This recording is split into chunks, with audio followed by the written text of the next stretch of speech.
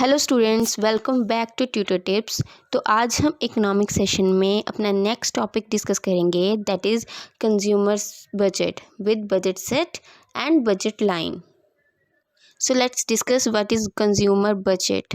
Consumer budget क्या होता है? It is the real purchasing power of the consumer with which he can purchase a combination of two goods given their prices. It means कि consumer budget क्या है?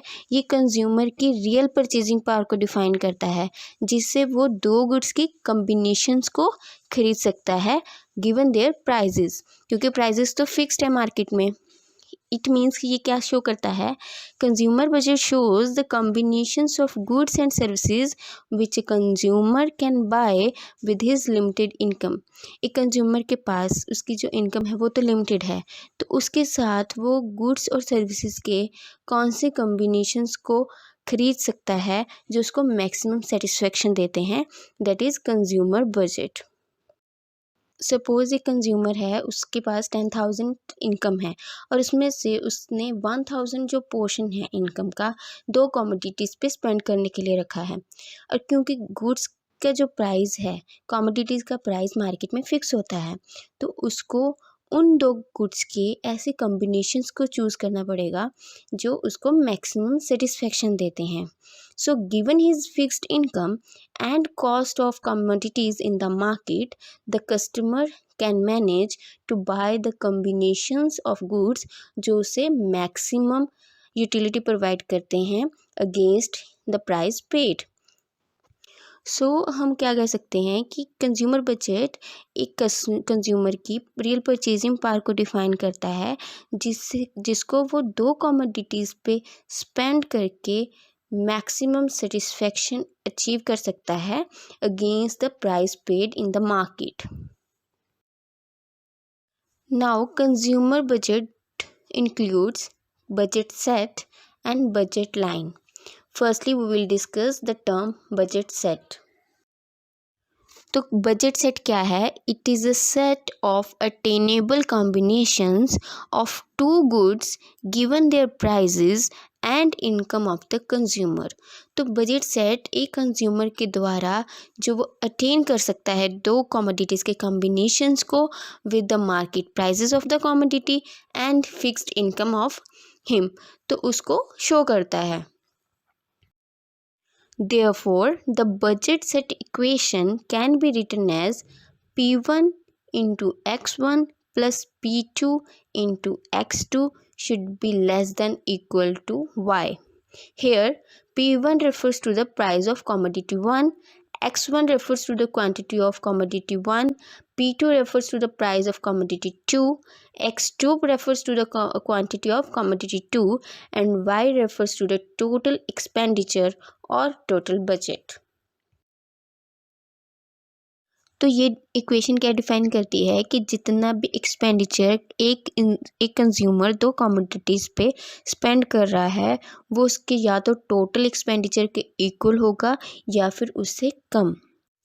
Thus, budget set is also known as a budget constraint as it shows the limit up to which a consumer can buy a set of two goods with given income. Now, let's discuss its representation with an illustration. Suppose एक consumer है, उसके पास ₹320 की fixed income है जो वो दो commodities wheat and rice पे खर्च करने वाला है। सपोज राइस का प्राइस 80 पर यूनिट है और व्हीट का ₹20 पर यूनिट। और अब हम इस गिवन इनकम एंड प्राइजेस के साथ उसके डिफरेंट कॉम्बिनेशंस को डिस्कस करेंगे। सपोज़ अगर वो कंज्यूमर अपनी पूरी फिक्स्ड इनकम को व्हीट पे स्पेंड करना चाहता है तो वो 16 यूनिट ऑफ व्हीट जो कि मैक्सिमम है उसको परचेज़ कर सकता है। ऑन द अदर हैंड अगर वो सिर्फ राइस पे अपनी सारी इनकम को स्पेंड करना चाहता है तो वो मैक्सिमम 4 यूनिट्स ऑफ राइस को परचेज़ कर सकता है। That are two combinations within this two limits. तो उसके पॉसिबल कॉम्बिनेशंस क्या हैं? 1 unit of rice and 12 units of wheat with and 2 units of rice and 8 units of wheat and 3 units of rice and 4 units of wheat. ये सारे combinations ये represent करते हैं कि एक कंज्यूमर अपनी लिमिटेड इनकम और गिवन प्राइजेस के साथ कौन कौन से कॉम्बिनेशंस ऑफ टू कमोडिटीज़ को अफोर्ड कर सकता है। Now let's discuss the term budget line.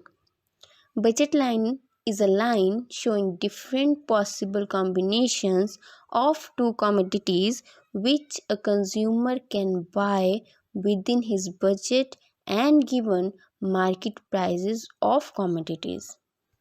तो बजट लाइन बेसिकली एक लाइन है जिसके ऊपर हर पॉइंट डिफरेंट पॉसिबल कॉम्बिनेशन को रिप्रेजेंट करता है ऑफ टू कमोडिटीज़ जो एक कंज्यूमर अफोर्ड कर सकता है या फिर बाय कर सकता है with his budget and given market prices. Therefore, the basic components of this line are consumers' purchasing power, that is income, and second is price or market value of two commodities. It is also known as price line, consumption possibility line, and line of attainable combinations. तो हम budget line की equation को कैसे represent कर सकते हैं?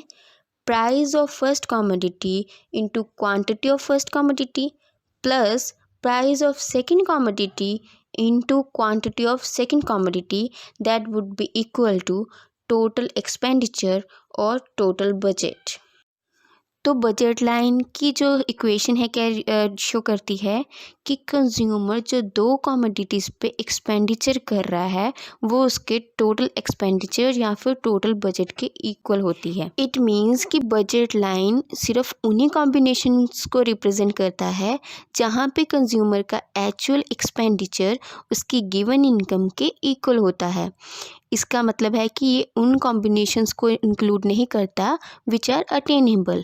It means जहाँ पे उसका एक्सपेंडिचर उसकी इनकम से कम है, that would not be included in budget line.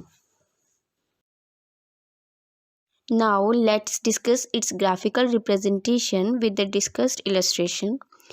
सो यहाँ पे हम एक्स एक्सिस पे क्वांटिटी ऑफ राइस को शो करेंगे in units and y axis पे quantity of wheat in units.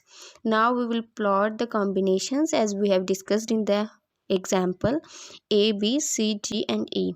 सबसे पहले वो सिर्फ जब व्हीट पे स्पेंड कर रहा है तो वो 16 यूनिट्स ऑफ व्हीट को परचेज कर पा रहा है। ऐसे ही बी कॉम्बिनेशन में वो 1 unit of rice and 12 units of wheat, C combination में 2 units of rice and 8 units of wheat, D combination में 3 units of rice and 4 units of wheat and E combination में 4 यूनिट्स ऑफ राइस। जब हम इन points को join करते हैं तो हमें एक लाइन मिलती है which is known as budget line. तो इट मीन्स कि ये जो हमारी बजट लाइन है, ए लाइन है, ये डिफरेंट कॉम्बिनेशंस को रिप्रेजेंट कर रही है राइस और व्हीट की। इस लाइन के beyond consumer is not able to buy any combination with his limited income.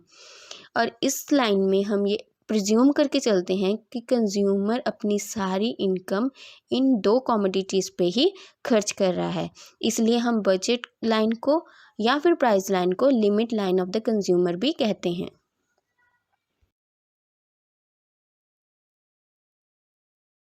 Now let's discuss the properties of budget line. अगर दो कमोडिटीज़ के प्राइजेज मार्केट में पहले से फिक्स्ड हैं तो बजट लाइन या फिर प्राइस लाइन की क्या प्रॉपर्टीज़ हो सकती हैं, let's discuss. First is the budget line is a straight line. Budget line हमारी लीनियर इक्वेशन से डिराइव होती है जो हमने अभी डिस्कस की, that is price of first commodity into quantity of first commodity plus price of second commodity into quantity of second commodity is equal to income. It is denoted by a straight line. क्योंकि जो intercept हैं हमारे x axis पे और Y axis पे जो हमारे intercept हैं वो ये रिप्रेजेंट करते हैं कि एक कमोडिटी की कितनी मैक्सिमम क्वांटिटी एक कंज्यूमर परचेज कर सकता है जब वो दूसरी कमोडिटी को परचेज नहीं कर रहा। इट मीन्स अगर वो दोनों में से कोई एक कमोडिटी को ही परचेज कर रहा है तो वो मैक्सिमम कितनी क्वांटिटी परचेज कर सकता है। इसलिए जो हमारी बजट लाइन है वो हमेशा एक स्ट्रेट लाइन होती है। अगर हम इस ग्राफ की बात करें तो यहाँ पे हमारा जो ए बी कर्व है वो बजट लाइन और प्राइस लाइन को रिप्रेजेंट कर रहा है। हमारा पॉइंट ए रिप्रेजेंट कर रहा है कि यहाँ पे कंज्यूमर जो है राइस की बिल्कुल भी परचेज़ नहीं कर रहा, और बी पॉइंट पे उसकी जो वीट की परचेज़ है वो ज़ीरो है। Now second property is it slopes downward as it has a negative slope। जो हमारी बजट लाइन होती है वो हमेशा डाउनवर्ड स्लोपिंग होती है, इसलिए इसकी स्लोप जो है वो नेगेटिव होती है। ये क्यों होती है? क्योंकि जब हम या कोई भी कंज्यूमर एक कमोडिटी की कंजम्पशन को इंक्रीज़ करता है तो उसको दूसरी कमोडिटी के कंजम्पशन पे डिक्लाइन या फिर सेक्रीफाइस करना पड़ता है, इसलिए इसका नेगेटिव रिलेशन है। तो ये नेगेटिव स्लोप को डिफाइन करता है। Now the third is parallel budget line. जब तक कमोडिटीज़ की प्राइस रेशो सेम रहती है, हमारी जो बजट लाइंस हैं या प्राइस लाइंस हैं उनकी स्लोप भी सेम रहती है, और the same proportionate change in price is of the commodities result in parallel budget lines. It means कि जब तक हमारी जो कमोडिटीज़ के प्राइजेज़ में चेंज है वो सेम प्रोपोर्शन से हो रहा है, तब तक हमारी जो बजट लाइन्स हैं वो पैरेलल होंगी, क्योंकि वो हमारी बजट लाइन की स्लोप को चेंज नहीं कर रहे। सिर्फ हमारी जो प्राइस लाइन है वो शिफ्ट हो रही है, लेकिन उसकी स्लोप हम जो है वो हमेशा सेम रहेगी। अगर हम इस ग्राफ की बात करें तो यहाँ पे हमारा जो ए बी बजट लाइन है वो इनिशियल बजट लाइन को रिप्रेजेंट कर रहा है। जब हमारी जो कमोडिटीज़ हैं उनके प्राइजेज़ राइज होंगे या इंक्रीज़ होंगे, उससे जो कंज्यूमर की परचेजिंग कैपेसिटी है वो कम हो जाएगी, क्योंकि वो प्राइजेस बढ़ गए हैं तो अब वो कम क्वांटिटी को डिमांड करेंगे। तो उसका जो बजट लाइन है वो शिफ्ट होके सी डी पे आ जाएगा, क्योंकि दोनों कमोडिटीज़ का जो इंक्रीज़ हो रहा है प्राइस वो सेम प्रोपोर्शन में हो रहा है। जितना इंक्रीज़ पहली कमोडिटी के प्राइस में हो रहा है उतना ही दूसरी कमोडिटी के प्राइस में हो रहा है, इसलिए जो हमारी बजट लाइंस हैं वो हमेशा पैरेलल रहती हैं। Now the next is any point beyond the budget line shows non attainable और non feasible combination. It means कि जो बजट लाइन है वो ऐसी लाइन है जो रीजन को दो पार्ट्स में डिवाइड कर रही है, एक फिजिबल एंड एक नॉन फिजिबल। अगर जो हमारी राइट एंगल ट्रायंगल बनती है with X axis Y axis and the budget line, वो क्या रिप्रेजेंट करती है? अटेनेबल और फिजिबल कॉम्बिनेशंस जो एक कंज्यूमर अफोर्ड कर सकता है within his income at given prices. On the other hand the portion beyond this line represent non feasible combinations of two commodities which one can not afford. अगर हम इस graph की बात करें तो यहाँ पे A B is price line, और जो एरिया शेडिड एरिया है बियॉन्ड दिस लाइन वो क्या रिप्रेजेंट कर रहा है? नॉन अटेनेबल और non feasible combinations of two commodities to consumer, जो वो अफोर्ड नहीं कर सकते। However any point below this line the consumer can afford the combinations with his income and with given prices. Now the next is when the income of consumer increases, the budget line shifts forward without changing its slope. It means कि अगर हम commodities के prices में कोई भी change नहीं करें, वो सेम है, तो इनकम में थोड़ा सा भी इंक्रीज़ बजट लाइन को शिफ्ट कर देता है to the left. It means कि प्राइस लाइन हमेशा फॉरवर्ड शिफ्ट हो जाती है जब कंज्यूमर की इनकम इंक्रीज़ होती है विद द कांस्टेंट प्राइस। अगर हम इस ग्राफ की बात करें तो यहाँ पे ए बी जो है कंज्यूमर की इनिशियल बजट लाइन को रिप्रेजेंट कर रहा है, जहाँ पे उसकी इनकम ₹240 थी, जिससे वो ए बी लाइन पे कोई भी कॉम्बिनेशन परचेज कर सकता था। जब उसकी इनकम इंक्रीज़ होके ₹320 हो जाती है, कीपिंग द प्राइजेस सेम, तो कंज्यूमर अब कमोडिटीज़ की ज़्यादा क्वांटिटी को ख़रीद सकता है। इट मीन्स कि अब उसकी जो राइस की परचेज वो मैक्सिमम थी 3 यूनिट्स, वो इंक्रीज़ होकर 4 यूनिट हो गई है। ऐसे ही वीट की वो पहले सिर्फ 12 यूनिट्स मैक्सिमम खरीद सकता था, वो 16 यूनिट्स को खरीद सकता है। इट मीन्स कि इनकम में इंक्रीज़ आने से बजट लाइन ए बी से सी डी की तरफ शिफ्ट हो जाती है। Now the next is the budget line shifts backwards when the income of consumer decreases without changing its slope. जो हमने पिछली प्रॉपर्टी पढ़ी है ये बिल्कुल उसका ऑपोजिट है कि अगर प्राइजेज ऑफ कमोडिटीज सेम रहते हैं तो इनकम में डिक्रीज जो होता है कंज्यूमर का वो बजट लाइन को राइट की ओर शिफ्ट कर देता है। अगर हम इस ग्राफ की बात करें तो वो पहले 240 की इनकम से 160 इनकम पे आ गया है। तो पहले वो ए बी जो बजट लाइन थी उस पे हर कॉम्बिनेशन को अफोर्ड कर पा रहा था, क्योंकि अब उसकी इनकम कम हो गई है तो अब वो लेस ऑफ बोथ कॉमोडिटीज़ को अफोर्ड कर सकता है। इसलिए उसकी जो मैक्सिमम राइस की डिमांड है वो 2 यूनिट्स हो गई है फ्रॉम 3 यूनिट्स एंड वीट की 8 units from 12 units. It means कि इनकम में डिक्रीज आने से उसकी जो बजट लाइन है वो ए बी से सी डी की ओर शिफ्ट हो गई है। Now the next is fall in the price of one commodity. It means कि अगर दोनों कॉमोडिटीज़ में से एक कॉमोडिटीज़ के प्राइस में कमी आती है, प्राइस गिरता है विद द एजम्पशन कि उसकी इनकम और दूसरी कॉमोडिटी का प्राइस है जो वो सेम है, तो हमारी जो बजट लाइन है वो राइट की ओर शिफ्ट कर जाती है और उसकी जो स्लोप है वो भी चेंज हो जाती है। इट मीन्स कि जिस कॉमोडिटी का प्राइस कम हो रहा है वही पॉइंट शिफ्ट होगा to the forward from its original place.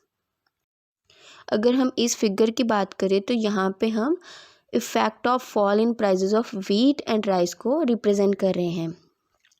पहले में ए पार्ट में हमारी जो ए बी है वो ओरिजिनल प्राइस लाइन है। जब वीट का प्राइस डिक्रीज होता है विद द एजम्पशन की इनकम ऑफ कंज्यूमर और प्राइस ऑफ राइस कांस्टेंट है, तो जो बजट लाइन की स्लोप है वो ए बी से ए वन बी पर शिफ्ट हो जाती है, क्योंकि अब कंज्यूमर वीट की ज़्यादा क्वांटिटी को बाय कर सकता है। ऐसे ही अगर हम बी पार्ट की बात करें तो यहाँ पे जब राइस का प्राइस फॉल करता है keeping the income and price of wheat constant, तो हमारी जो स्लोप है बजट लाइन की वो ए बी से ए बी वन की तरफ शिफ्ट कर जाती है। नाउ और इस न्यू सिचुएशन पे कंज्यूमर अब राइस की ज़्यादा यूनिट को परचेज कर सकता है due to fall in the price of rice के प्राइस में इंक्रीज आता है विद द एजम्पशन की कॉमोडिटी दूसरी कॉमोडिटी का प्राइस और इनकम ऑफ द कंज्यूमर हमारी सेम है, तो हमारी जो बजट लाइन है वो लेफ़्ट की ओर शिफ्ट कर जाती है। जो कॉमोडिटी के प्राइस में हमारा राइज आ रहा है वो सिर्फ वहाँ पे ही शिफ्ट करती है from the original place to the backward. इस फिगर में the effect of rise in prices of wheat and rice को रिप्रेजेंट किया गया है। हमारी पार्ट ए में जो हमारी ए बी है वो ओरिजिनल प्राइस लाइन है। जब हमारे व्हीट का प्राइस इंक्रीज होता है keeping the income of consumer and price of rice constant, तो हमारी जो स्लोप है बजट लाइन की वो ए बी से शिफ्ट होकर क्या हो जाती है ए वन बी। तो इस न्यू सिचुएशन में कंज्यूमर अब व्हीट की कम यूनिट्स को डिमांड कर सकता है, क्योंकि व्हीट का प्राइस ज़्यादा हो गया है तो अब वो कम क्वांटिटी परचेज करेगा।